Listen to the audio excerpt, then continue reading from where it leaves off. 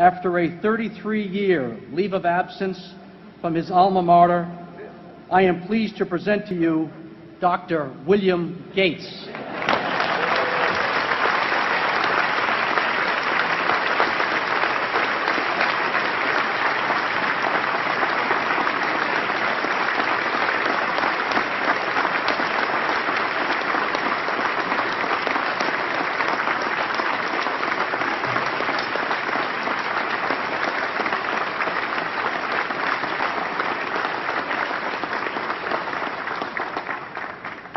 Thank you.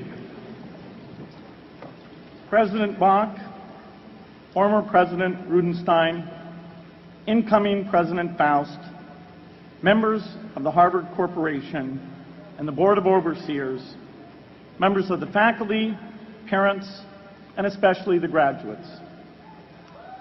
I've been waiting more than 30 years to say this. Dad, I always told you I'd come back and get my degree.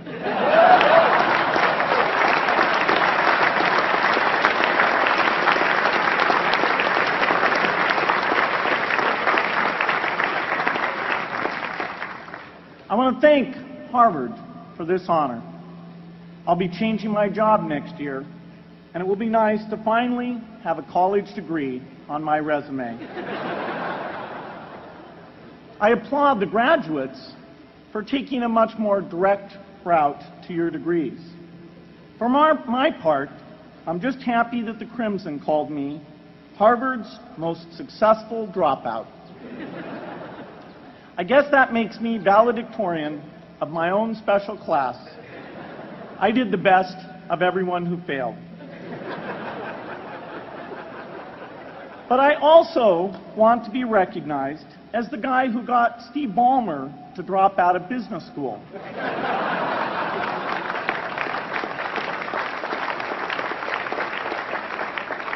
I'm a bad influence. That's why I was invited to speak at your graduation.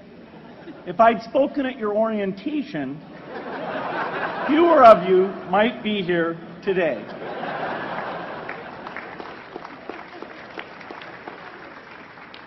Harvard was a phenomenal experience for me. Academic life was fascinating. I used to sit in on lots of classes that I hadn't even signed up for. And dorm life was terrific. I lived up at Radcliffe in Currier House. There were always a lot of people in my dorm room late at night discussing things because everyone knew that I didn't worry about getting up in the morning. That's how I came to be the leader of the antisocial group. We clung to each other as a way of validating our rejection of all those social people. Radcliffe was a great place to live. There were more women up there, and most of the guys were math science types. The combination offered me the best odds, if you know what I mean. That's where I learned the sad lesson that improving your odds doesn't guarantee success.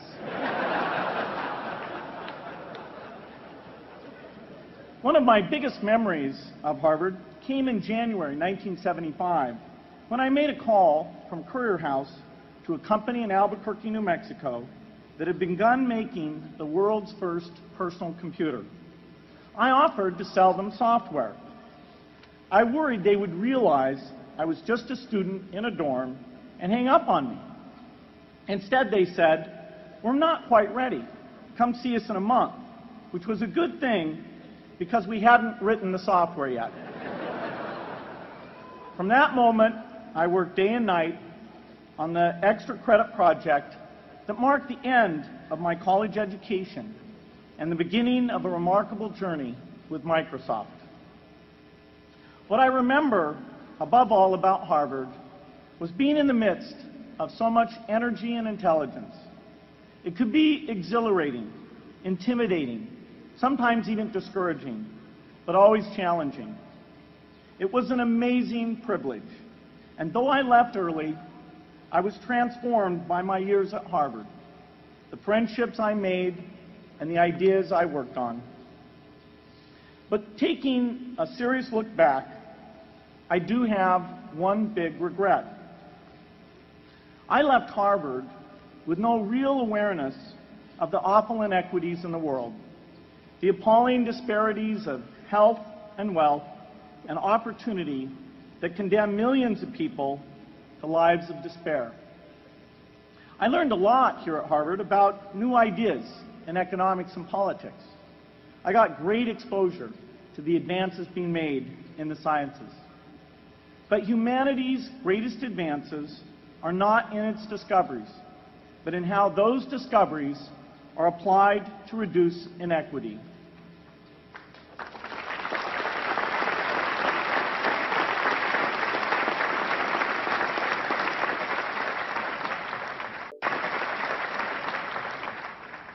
Whether through democracy, strong public education, quality health care, or broad economic opportunity, reducing inequity is the highest human achievement. I left campus knowing little about the millions of young people cheated out of educational opportunities here in this country. And I knew nothing about the millions of people living in unspeakable poverty and disease in developing countries. It took me decades to find out. You graduates came to Harvard at a different time. You know more about the world's inequities than the classes that came before. In your years here, I hope you've had a chance to think about how, in this age of accelerating technology, we can finally take on these inequities and we can solve them. Imagine, just for the sake of discussion, that you had a few hours a week and a few dollars a month to donate to a cause. And you wanted to spend that time and money where it would have the greatest impact in saving and improving lives. Where would you spend it? For Melinda and I, the challenge is the same. How can we do the most good for the greatest number with the resources we have? During our discussions on this question, Melinda and I read an article about the millions of children who are dying every year in poor countries from diseases that we had long ago made harmless in this country. Measles, malaria, pneumonia, hepatitis B, yellow fever. One disease that I had never heard of, rotavirus, was killing 500,000 children each year, none of them in the United States. We were shocked. We had assumed that if millions of children were dying and they could be saved, the world would make it a priority to discover and deliver the medicines to save them. But it did not. For under $1, there were interventions that could save lives that just weren't being delivered. If you believe that every life has equal value, it's revolting to learn that some lives are seen as worth saving and others are not. We said to ourselves, this can't be true, but if it is true, it deserves to be the priority of our giving. So we began our work in the same way anyone here would begin it. We asked, how could the world let these children die? The answer is simple and harsh. The market did not reward saving the lives of these children, and governments did not subsidize it. So the children died because their mothers and fathers had no power in the market and no voice in the system. But you and I have both. We can make market forces work better for the poor if we can develop a more creative capitalism.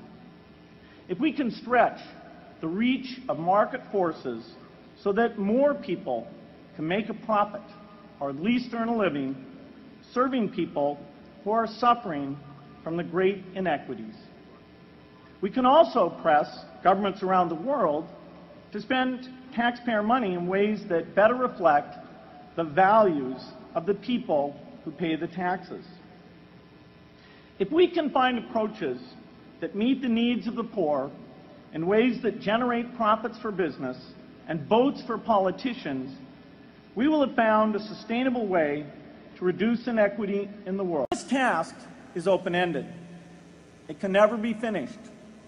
But a conscious effort to answer this challenge can change the world. I'm optimistic that we can do this. But I talk to skeptics who claim there is no hope. They say, inequity has been with us since the beginning and will be with us until the end, because people just don't care. I completely disagree. I believe we have more caring than we know what to do with. All of us here in this yard, at one time or another, have seen human tragedies that broke our heart. And yet we did nothing, not because we didn't care, but because we didn't know what to do. If we had known how to help, we would have acted. The barrier to change is not too little caring.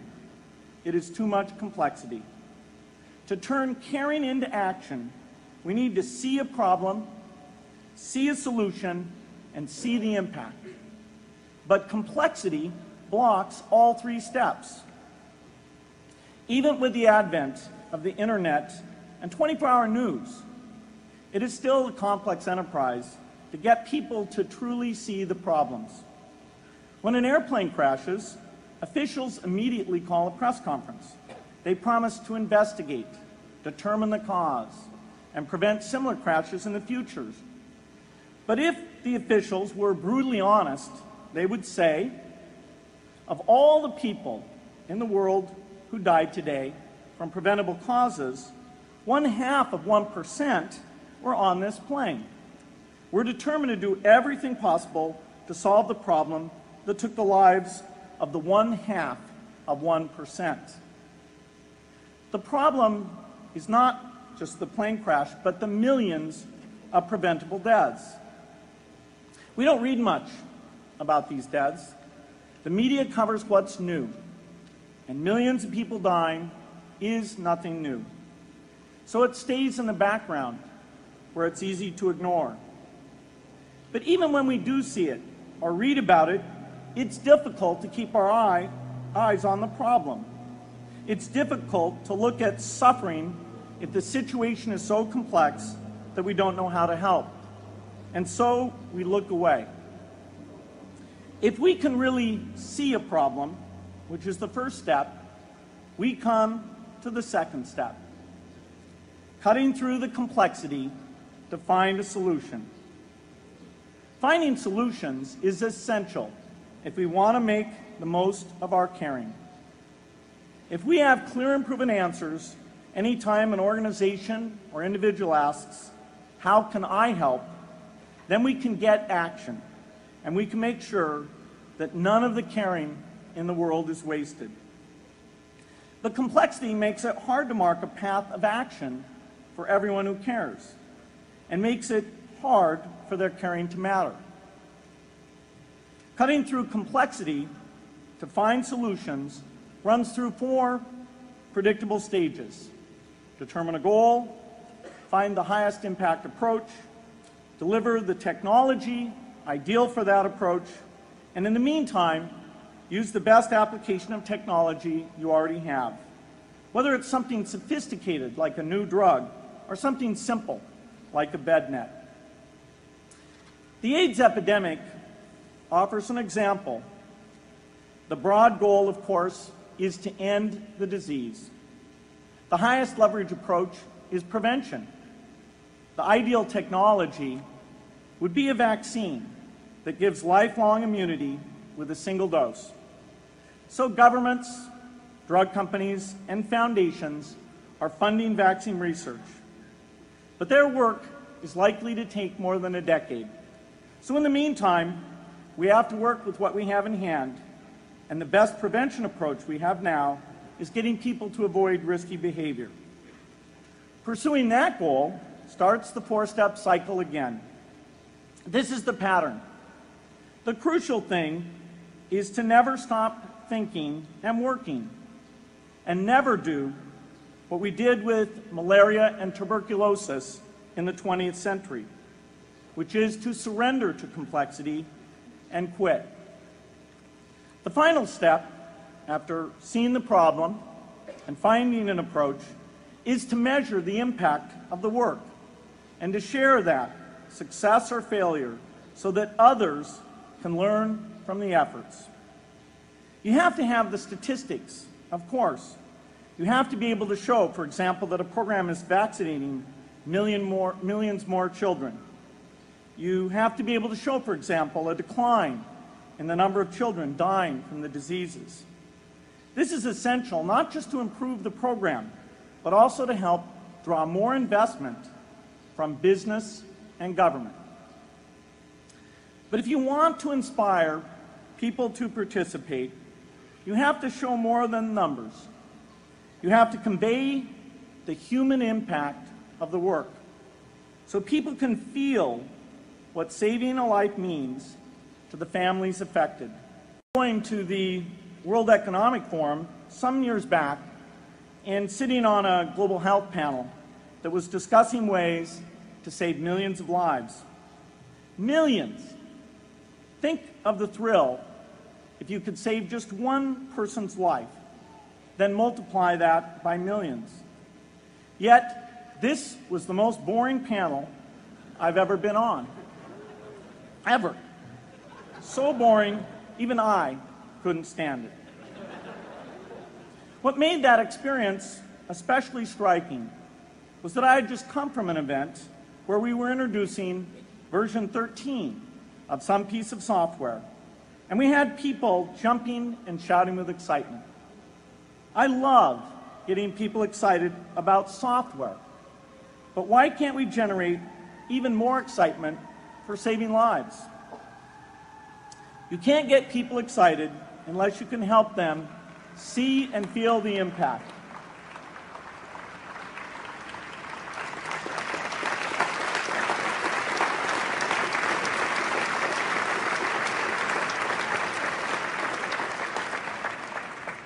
The way to do that is another complex question. Still, I'm optimistic. Yes, inequity has been with us forever, but the new tools we have to cut through complexity have not been with us forever. They are new. They can help us make the most of our caring, and that's why the future can be different from the past.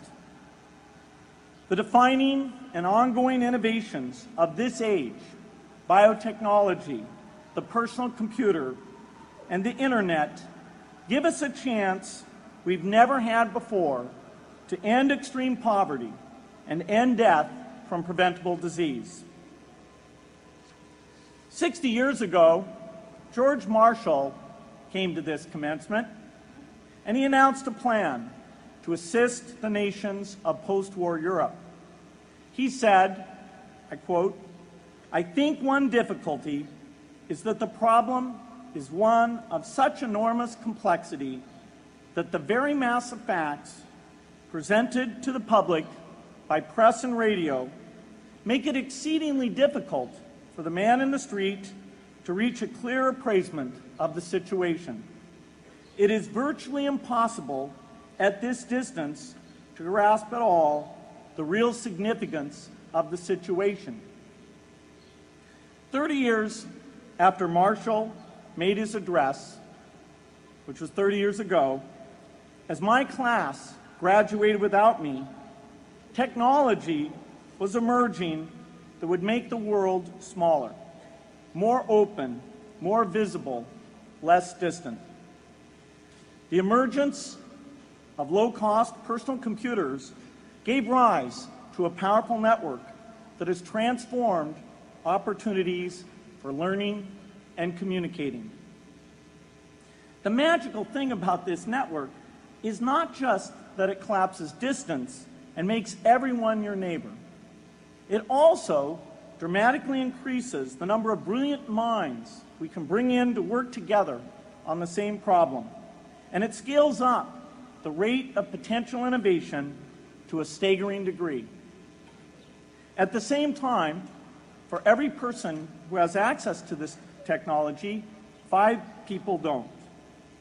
That means many creative minds are left out of this discussion. Smart people with practical intelligence and relevant experience who don't have the technology to hone their talents or contribute their ideas to the world. We need as many people as possible to gain access to this technology because these advances are triggering a revolution in what human beings can do for one another. They are making it possible, not just for national governments, but for universities, corporations, small organizations, and even individuals to see problems, see approaches, and measure the impact of their efforts to address the hunger, poverty, and desperation George Marshall spoke of 60 years ago. So the Harvard family, here in the yard, is one of the great collections of intellectual talent in the world. For what purpose? There is no question that the faculty, the alumni, the students, and the benefactors of Harvard have used their power to improve the lives of people here and around the world. But can we do more? Can Harvard dedicate its intellect to improving the lives of people who will never even hear its name? Let me make a request of the deans and the professors, the intellectual leaders here at Harvard. As you hire new faculty, award tenure, review curriculum, and determine degree requirements, please ask yourself, should our best minds be more dedicated to solving our biggest problems? Should Harvard encourage its faculty to take on the world's worst inequities?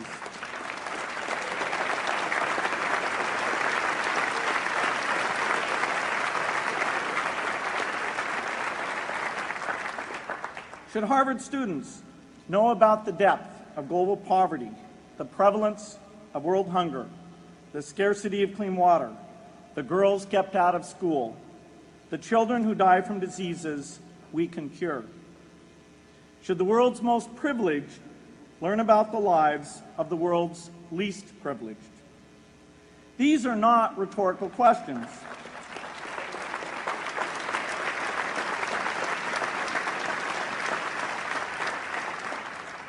You will answer with your policies. My mother, who was filled with pride the day I was admitted here, never stopped pressing me to do more for others. A few days before I was married, she hosted a bridal event at which she read aloud a letter about marriage that she had written to Melinda. My mother was very ill, with cancer at the time, but she saw one more opportunity to deliver her message, and at the close of the letter she said, "From those to whom much is given, much is expected."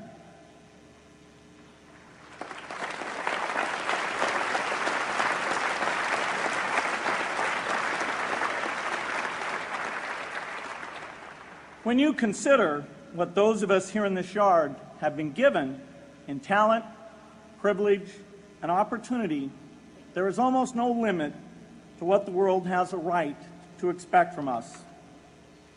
In line with the promise of this age, I want to exhort each of the graduates here to take on an issue, a complex problem, a deep inequity, and become a specialist on it. If you make it the focus of your career, that would be phenomenal. But you don't have to do that to make an impact. For a few hours every week, you can use the growing power of the internet to get informed, find others with the same interests, see the barriers, and find ways to cut through them. Don't let complexity stop you. Be activists. Take on big inequities. I feel sure it will be one of the great experiences of your lives. You graduates are coming of age in an amazing time. As you leave Harvard, you have technology that members of my class never had.